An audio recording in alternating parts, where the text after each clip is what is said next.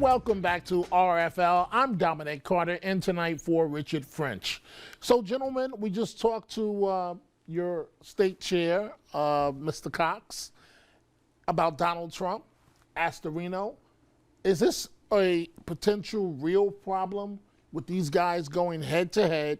Nobody wants to get out. Donald Trump has his demands. Rob Astorino already has enough on his plate. Is this a real issue? I don't consider it a real issue. I mean, let's think about it. Trump flirted with running for president, a few times. I mean, running for governor also. I don't think it's real. He hasn't spent any real money.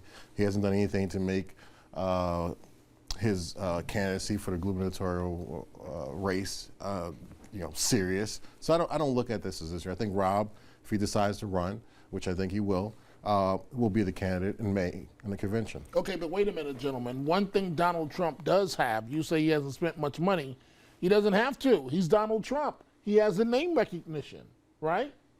That is true. And he did some robocalls for me. And to this day, people come up to me and say, I still keep that call. I got a call from Donald Trump. So that is a big issue. But he doesn't have an organization. When you go to the convention, you need people on the grassroots level. They're not viable. This is not a matter of money. This is relationships and a long-term credibility. That's missing. And I think it's going to be very difficult for him to get that together, even if he's serious by May.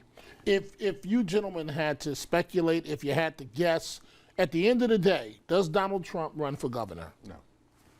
He drops out in 2 weeks or a week before the convention. Okay, so let's switch gears now. You've praised Rob Astorino, as we expect you to do. What obstacles, starting with you, Richard, what obstacles are ahead for Mr. Astorino? We know one is money. Well, definitely money, which I think he can definitely raise money. He doesn't have to raise $33 million. I think he has to raise $10 to $15 million. He has to raise $10 to $15 million. I think he has to raise $10 to $15 million. That's a lot of dinero. Well, yes, it is. This is a big state. It's one of the most pricey media markets in the country. So certainly you have to raise that money if you want to be effective. The other thing is the political assessment there, where you have there's more Democrats in the state than Republicans. But that's something that Rob is used to. So the politics, and also whether or not he's too conservative, it will be an issue. And I personally don't think he's, that should be play here. What should play is the economics of the state, the education, and other issues, but not certainly his personal views and whether or not he's conservative. So, Mr. Turner, what are the challenges, the obstacles facing Mr. Astorino, should he decide to run? Of course, it's raising money, but I think once he establishes credibility, that can come in, not only from New York, but nationwide. And sources are telling us that Astorino may declare as early as next week. But how does he establish credibility up against Andrew Cuomo? How does he actually do that? I think he can take a page out of Governor Pataki's book.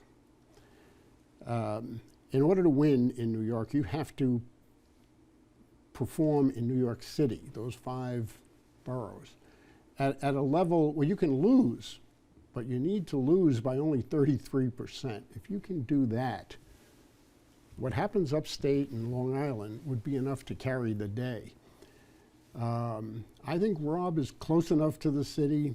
He's got the right personality to make the inroads to get that magic number out of New York. And if you can do that, I think you can win.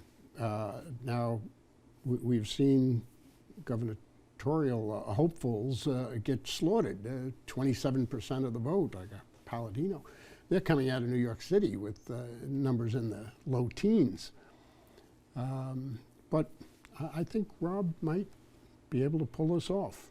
Well, on that note, up next on RFL, our special report on the New York GOP continues as we shift our focus to Congress. Nan Hayworth served the Hudson Valley for 2 years in Washington, and now she wants her old job back. She sits down live with our Andrew Whitman next. Stay with us.